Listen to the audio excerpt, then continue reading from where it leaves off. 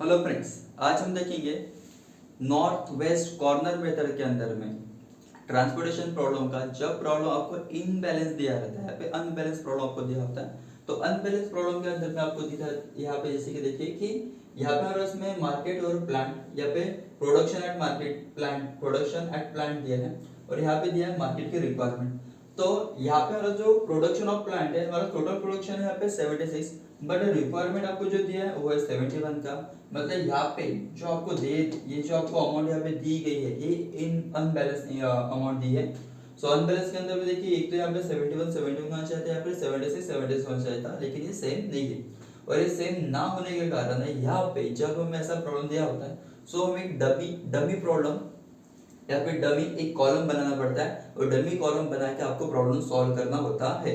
जैसे कि यहाँ पे देखिए आपके पास में ए बी सी और यहाँ पे एक्स वाई जेड, तो इनकी जो टोटल आपको यहाँ पे दिया 14 26 36 और यहाँ पे दिया 18 28 25। इनकी टोटल यहाँ पे 71 हो रही है, इनकी टोटल यहाँ पे 76 हो रही है।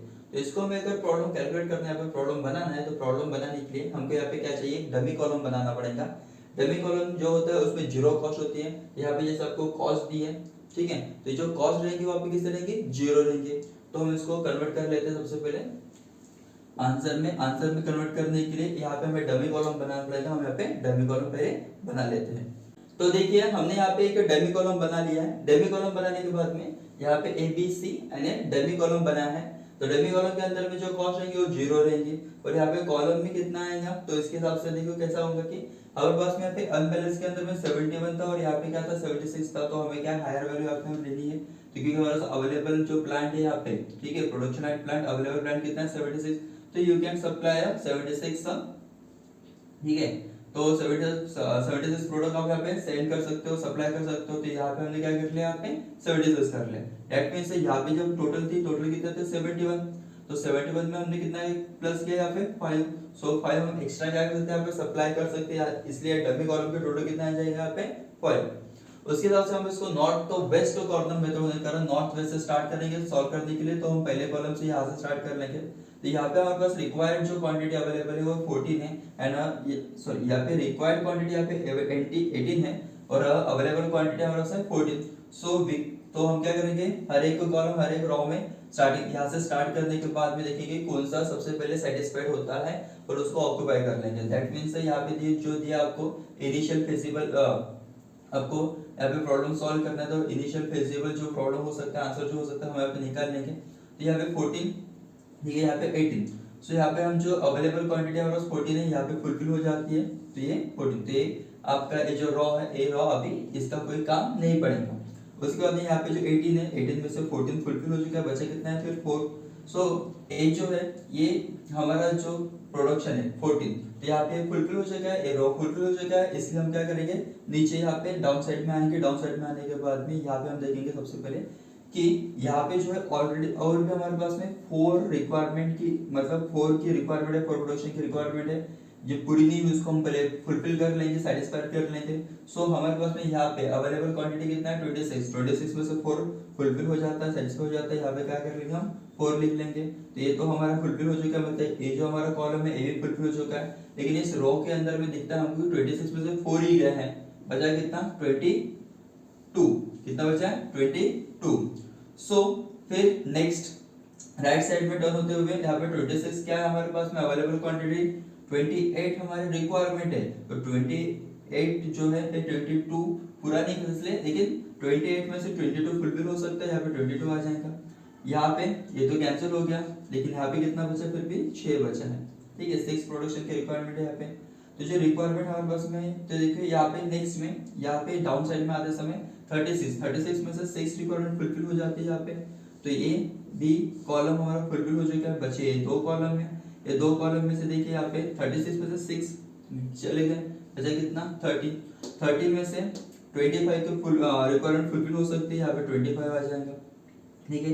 ए बी कॉलम यहाँ पे फुलफिल हो चुका है, बचा कौन सा ए कॉलम। तो अभी ये डमी कॉलम इसी के लिए बनाए थे, क्योंकि यहाँ पे देखिए 35 में से 25 चले गए, बचे कितना सिर्फ 5 बचा है, तो ये 5 यहाँ पे आ जाएगा। तो ये हो गया हमारा फुलफिलमेंट। अगर आपको इसकी टोटल कॉस्ट निकालनी, टोटल कॉस्ट में निकाल सकते हैं हम। तो टोटल कॉस्ट कैसे निकलेगी यहाँ पे देखें, तो यहाँ पे क्या करेंगे हम a इंटू एक्स या फिर एक्स ए, ठीक है। इज इक्वल टू कितना दिया है 14 इंटू 11, तो यहाँ पे लिख लेंगे 14 इंटू 11। उसी के साथ में यहाँ पे देखिए क्या दिया है ए वाई या फिर वाई ए, तो कितना है यहाँ पे 10 इंटू 4 सॉरी 4 इंटू 7। देन यहाँ पे आपको दिया है वाई बी, तो वाई बी के अंडर में कितना आएगा 22 इंटू 17, तो 22 इंटू 17। उसके बाद में यहाँ पे देखिए जेड बी, यहाँ पे जेड बी कितना अमाउंट दिया आपको यहाँ पे, तो 23 इंटू 6, यहाँ पे 6 इंटू 23। उसके बाद में यहाँ पे जो दिया आपको क्या है जेड इंटू सी, यहाँ पे Z into C is equal to 25 into 21, 25 into 21।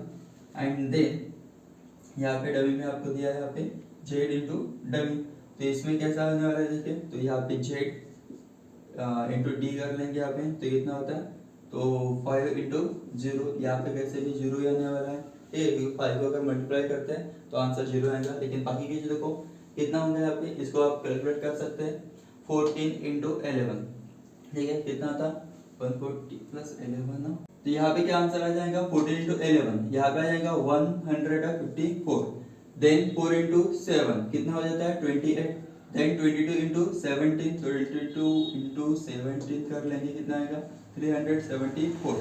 Then 6 into 23, 6 into 23 कितना हो जाएगा यहाँ पे हमारा, तो 138, ठीक है। उसके बाद में यहाँ पे 25 इंटू 21, यहाँ पे इसकी टोटल हो जाएंगे हमारी 525, और इन सब के हमें क्या करना है यहाँ पे अभी टोटल करना है, ठीक है। तो ये जो टोटल हो जाएंगे हमारे हो जाएंगे टोटल कॉस्ट,